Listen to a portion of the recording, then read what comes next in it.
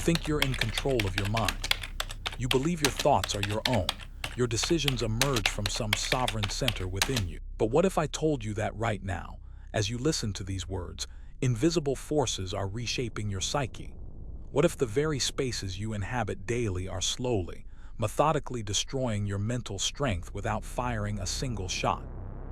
Carl Jung spent decades mapping the hidden territories of human consciousness, and what he discovered should terrify you. Not because monsters lurk in dark alleys, but because the most dangerous places aren't marked with warning signs. They're disguised as safety, comfort, belonging. They're the spaces where you go to feel normal, accepted, validated. And that's precisely what makes them lethal. You walk into that office every morning. You scroll through that feed every night. You sit in that same chair, talk to those same people, think those same thoughts. And slowly, imperceptibly, something vital begins to drain from you. Your edge dulls. Your instincts quiet. Your authentic self retreats so far into the shadows that you forget it ever existed. Jung understood that consciousness isn't just shaped by what happens inside your skull. It's molded by the psychological atmospheres you breathe, the energetic fields you move through, the collective patterns that surround you like invisible weather. Some environments nourish the soul, others poison it, and most people can't tell the difference until the damage is already done. This isn't mystical nonsense. This is psychological warfare being waged against your individuality every single day. The echo chambers that confirm your biases while strangling your growth. The comparison arenas that measure your worth against manufactured illusions. The masked circles where authenticity dies a slow, suffocating death. The silent homes where emotional needs wither in the darkness of unspoken pain. You've felt it, haven't you? That inexplicable heaviness when you enter certain spaces. That sudden smallness after particular conversations. That growing sense that you're becoming someone you don't recognize. Your intuition is screaming warnings, but you've been taught to ignore it, to rationalize it away, to call it weakness. But Jung would tell you something different. He'd tell you that your psyche is under siege, and the battlefield isn't some distant war zone. It's the very places you call home, work, community. It's the spaces where you've learned to shrink, perform, conform, and slowly disappear. The question isn't whether you're being influenced. The question is whether you're strong enough to see it happening and brave enough to walk away. Listen carefully, because this might be the most dangerous place you'll ever encounter, and you probably live there right now. The echo chamber isn't just a room where your voice bounces back. It's a psychological tomb where your capacity for independent thought goes to die. You think you're thinking for yourself, but you're not. You're rehearsing a script written by the collective, performed by the mob, directed by the desperate need to belong. Every opinion you hold, every belief you cherish, every value you defend, when did you last trace it back to its origin? When did you last ask yourself, is this mine, or did I inherit it from the crowd? Jung warned us about the tyranny of collective thinking, the way groups seduce individuals into surrendering their sovereignty. But he wasn't talking about obvious cults or political movements. He was talking about your friend group, your social media feed, your professional network, the seemingly harmless spaces where everyone thinks exactly like you do.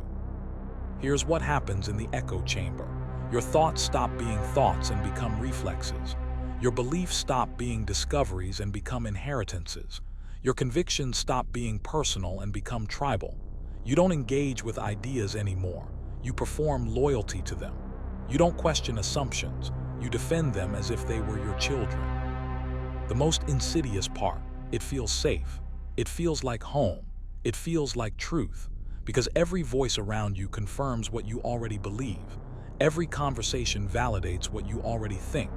Every interaction reinforces what you already know. But safety and truth are not the same thing.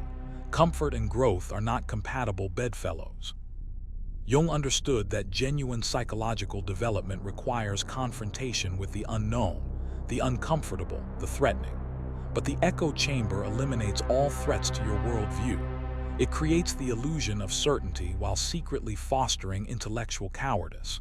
You become addicted to agreement, terrified of disagreement, allergic to uncertainty. When was the last time you truly listened to someone whose perspective made you uncomfortable? When did you last sit with an idea that challenged your fundamental assumptions about reality? When did you last allow yourself to be wrong about something important? If you can't remember, you're not just in the echo chamber, you're buried alive in it. The echo chamber doesn't just limit your thinking, it atrophies your capacity to think at all. Your intellectual muscles weaken from disuse, your curiosity dies from starvation, your wisdom rots from isolation. You become a philosophical invalid, unable to navigate any terrain except the one you've already memorized. And here's the brutal truth Jung would force you to face. The echo chamber isn't just killing your mind, it's killing your soul. Because authentic selfhood requires the courage to stand alone with your thoughts, to question what everyone else accepts, to risk being wrong in service of being real. Step into the arena where your worth is determined not by who you are, but by who you're not. Welcome to the comparison culture, where every human being becomes a measuring stick for your inadequacy, and every achievement becomes evidence of your failure. This isn't just about social media, though that's where the gladiatorial combat reaches its most vicious intensity. This is about the systematic destruction of your inherent value through the endless mathematics of relative worth. Jung spoke of individuation, the process of becoming uniquely yourself. But the comparison arena makes individuation impossible because you're too busy trying to become someone else. Someone better, someone more successful, someone more attractive, someone more worthy of existence. You've traded your birthright of authentic selfhood for a position in someone else's hierarchy. Here's how the arena works. It trains you to see every other person as either a threat to surpass or a standard to meet. Your joy becomes conditional on others' failures. Your success feels hollow when others achieve more. Your accomplishments shrink in the shadow of someone else's highlight reel. You're not living your life. You're auditing everyone else's and grading yourself accordingly. But here's what Jung understood that the arena obscures. Comparison is not measurement, it's distortion. You're comparing your behind-the-scenes footage to everyone else's final edit. You're measuring your depth against their surface, your real time against their best moments, your authentic struggle against their curated success. It's not just unfair, it's ontologically impossible. The arena promises you clarity about where you stand, but it delivers only confusion about who you are. Because when your identity becomes relative, it stops being real. When your worth becomes comparative, it ceases to be yours. You become a walking reaction to other people's existence instead of the author of your own. Watch what happens to you in this space. Your natural gifts feel insufficient because someone else's are different. Your timeline feels too slow because someone else moved faster. Your choices feel wrong because someone else chose differently. Your very existence starts to feel like a mistake because it doesn't match the template of someone else's life. The most sinister aspect of the comparison arena is how it disguises itself as motivation. It tells you that measuring yourself against others will inspire you to greatness. But inspiration and intimidation are not the same thing. Growth and competition are not synonymous. Excellence and comparison are often mutually exclusive. Jung knew that authentic development comes from within, from the slow, patient work of becoming more yourself, not more like someone else. But the arena teaches you to abandon that inner compass in favor of external scorecards.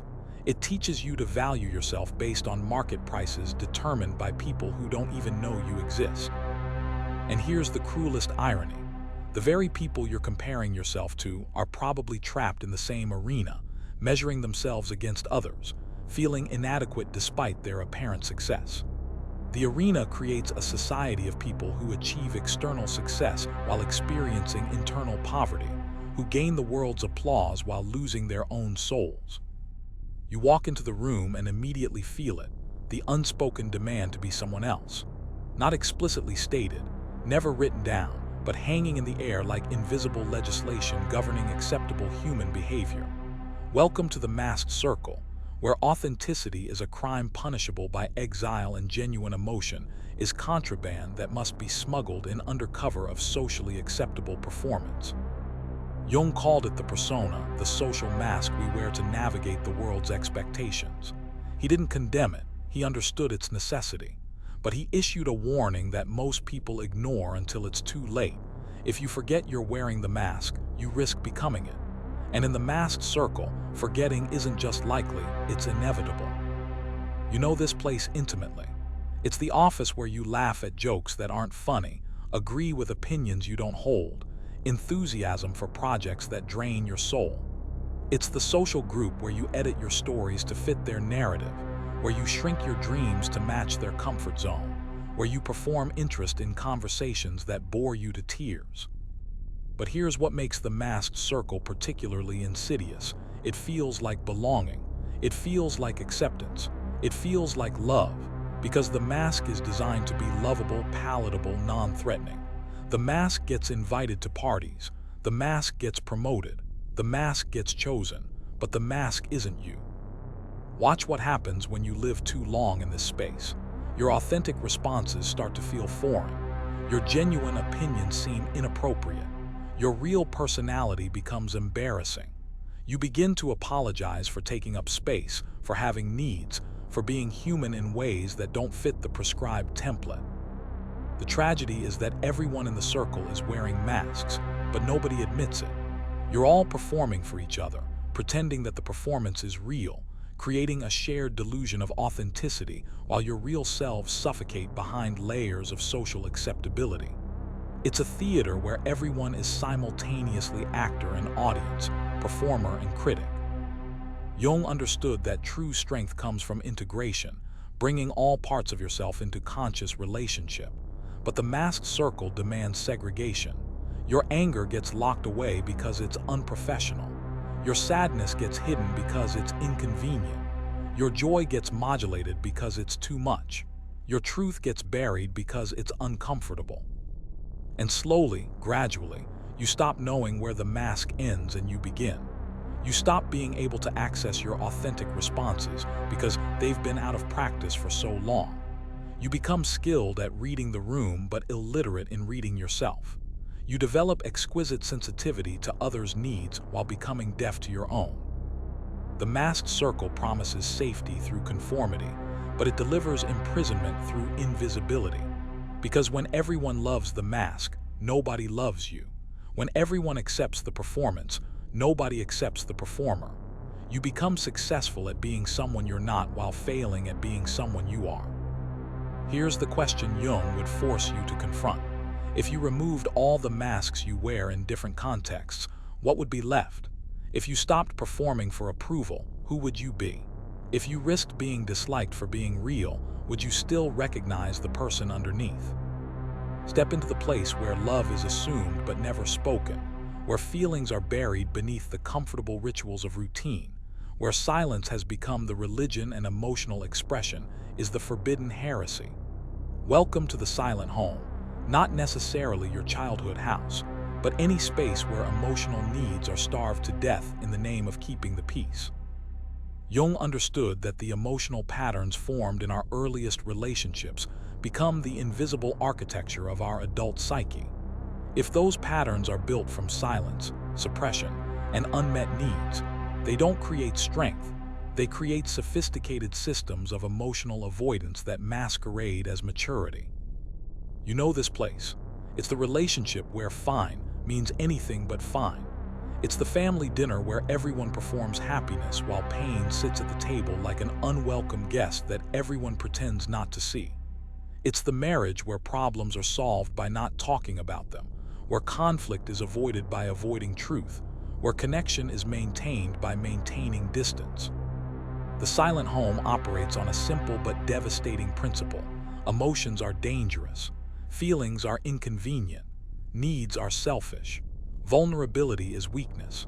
So you learn to cope instead of communicate, to endure instead of express, to survive instead of thrive. You become an expert at reading emotional weather while never learning to speak emotional language. But here's what Jung knew that the silent home obscures. Suppressed emotion doesn't disappear. It ferments. It distorts. It finds other ways to express itself through anxiety, through depression, through physical illness, through unconscious behaviors that sabotage the very relationships you're trying to protect with your silence. In the silent home, You develop a sophisticated internal translator that converts all your authentic feelings into socially acceptable responses. Anger becomes stress, sadness becomes tired, fear becomes busy, need becomes fine. You become fluent in a language of emotional camouflage that makes you incomprehensible to yourself and invisible to others.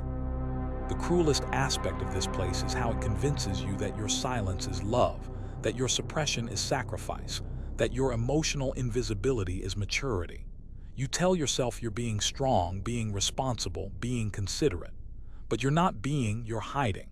You're not loving, you're avoiding.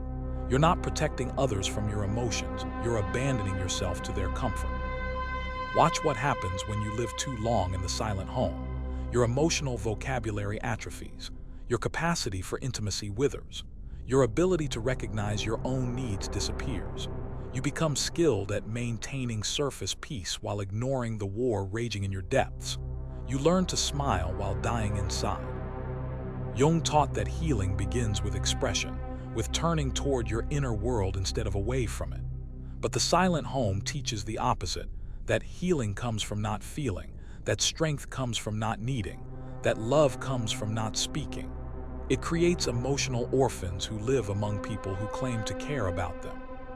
The question Jung would force you to confront is this: when was the last time you felt truly heard without having to raise your voice?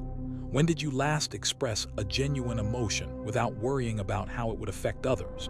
When did you last ask for what you needed without apologizing for having needs? You think you're living, but you're not.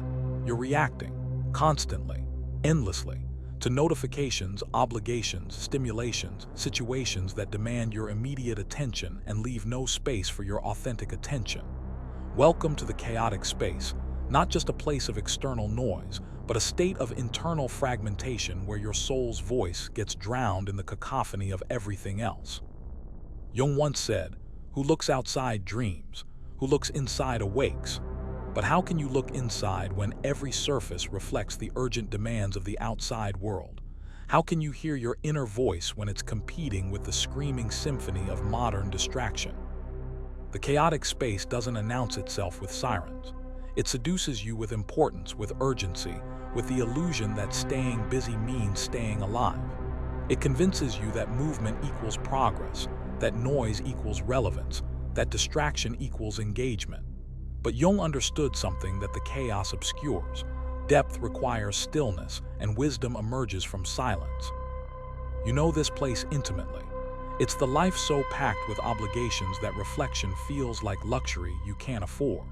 It's the mind so cluttered with to-do lists that being feels impossible.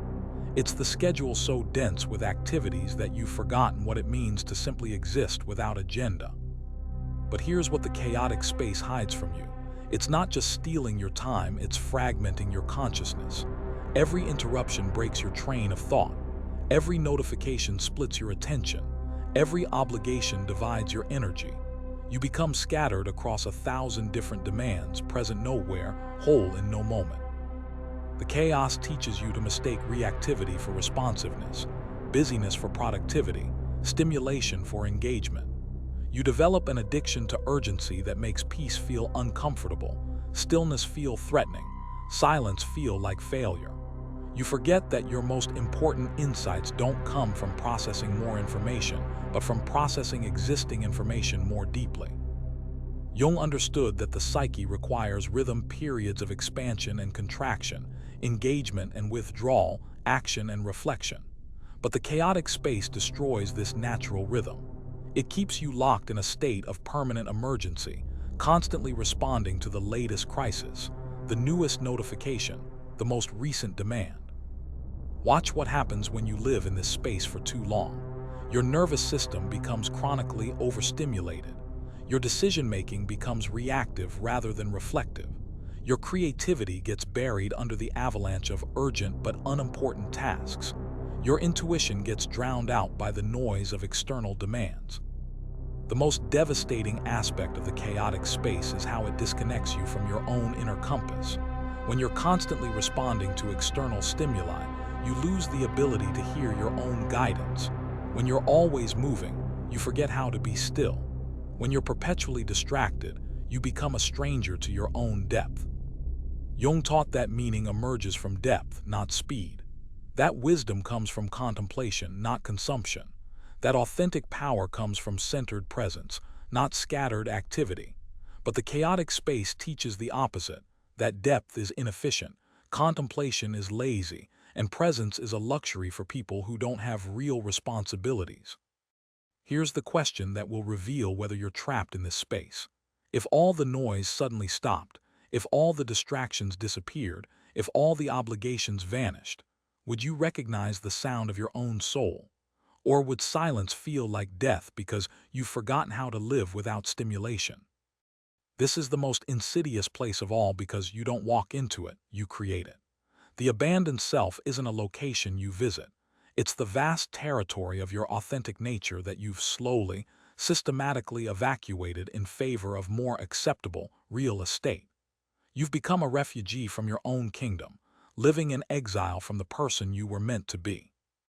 Jung called this the greatest tragedy of modern existence, not that we fail to achieve external success, but that we succeed at becoming someone we're not while failing to become someone we are. You've mastered the art of self-abandonment so thoroughly that you call it growth, maturity, compromise. But it's not compromise, it's conquest. And the conquered territory is your soul. How did this happen? One small betrayal at a time. One ignored instinct. One silenced intuition. One authentic response traded for an appropriate one. One genuine emotion suppressed for social comfort. One true desire abandoned for practical consideration. Each betrayal seemed insignificant at the time, but they accumulated like compound interest, and now you owe a debt to your authentic self that feels impossible to repay. You said yes when everything inside you screamed no. You stayed when your spirit begged to leave. You smiled when your heart was breaking. You pursued goals that belonged to someone else's dreams. You accepted love that required you to be less than you are. You built a life that fits everyone's expectations except your own. The abandoned self doesn't announce its departure with dramatic speeches. It retreats quietly, gradually, politely. It stops offering opinions when they're consistently dismissed. It stops sharing dreams when they're regularly ridiculed. It stops expressing needs when they're perpetually ignored. Until one day you realize you haven't heard from your authentic self in so long that you've forgotten what it sounds like. Jung understood that this abandonment creates a split in the psyche, the adapted self that performs for the world and the authentic self that withers in exile. The adapted self gets rewarded, praised, promoted, chosen. But the authentic self carries your actual life force, your real creativity, your genuine wisdom. And without it, no external success can fill the internal void. The most devastating aspect of self-abandonment is how it masquerades as virtue. You call it being responsible when you ignore your dreams for someone else's security. You call it being mature when you suppress your emotions for someone else's comfort. You call it being loving when you sacrifice your truth for someone else's illusion. But Jung would ask you this: what good is love that requires you to be less than you are? What value is security that costs you your soul? What kind of maturity abandons wisdom for approval? You've been taught that selflessness is the highest virtue, but Jung understood that you cannot truly give what you do not possess. You cannot love others authentically if you've abandoned yourself. Watch what happens when you live in exile from your authentic self for too long. You become skilled at reading everyone else's needs while becoming illiterate in your own. You develop exquisite sensitivity to others' moods while losing touch with your own emotional weather. You become an expert at solving everyone else's problems while your own life remains an unsolved puzzle. The question that will reveal the depth of your self-abandonment is this: if you stripped away all the roles you play, all the identities you've adopted, all the expectations you fulfill, what would remain? Can you even remember who you were before you learned to be who others needed you to be? Behind the locked door of your psyche sits the most dangerous room of all, not because of what might enter, but because of what you've imprisoned there. The forbidden room houses your shadow, the collection of every trait, impulse, and aspect of yourself that you've deemed unacceptable, shameful, or incompatible with the person you're trying to be. And Jung warned us: what you refuse to face doesn't disappear, it grows stronger in the darkness. You think you're protecting yourself by keeping this door locked. You believe that by rejecting these parts of yourself, you eliminate them. But Jung understood a terrifying truth. The shadow doesn't go away when you deny it. It goes underground. And from that underground position, it influences everything you do, every choice you make, every relationship you enter. You've spent years constructing the perfect image of who you are: good, moral, rational, controlled, acceptable. But every virtue you claim casts a shadow, and that shadow contains all the qualities you've disowned. Your kindness creates a shadow of suppressed rage. Your rationality creates a shadow of wild emotion. Your control creates a shadow of chaos. Your morality creates a shadow of forbidden desires. The forbidden room isn't just about negative qualities. It also contains your disowned power, your unexpressed creativity, your suppressed sexuality, your buried wisdom. You've locked away not just what you fear about yourself, but what you fear others might fear about you. You've imprisoned not just your darkness, but often your greatest light. Here's how the shadow operates from the forbidden room. It projects itself onto others. That person who irritates you beyond all rational explanation. They're carrying an aspect of your shadow, that quality you despise in others. It's probably a disowned part of yourself. That pattern you keep encountering in relationships. It's your shadow seeking integration through external drama because you won't face it internally. Jung observed that we're most triggered by the qualities in others that we've most vigorously rejected in ourselves. The angry person who disgusts you carries your own suppressed rage. The selfish behavior that enrages you reflects your own disowned self-interest. The weakness that you despise in others mirrors the vulnerability you've locked away. But the shadow's influence doesn't stop at projection. It also sabotages your conscious intentions. You set goals, but the shadow undermines them. You try to be good, but the shadow creates accidents that reveal your hidden motivations. You attempt to control your life, but the shadow orchestrates chaos that forces you to confront what you've been avoiding. The most devastating aspect of the forbidden room is how it robs you of wholeness. You cannot be fully integrated while significant parts of yourself remain locked away. You cannot be truly powerful while your power is imprisoned.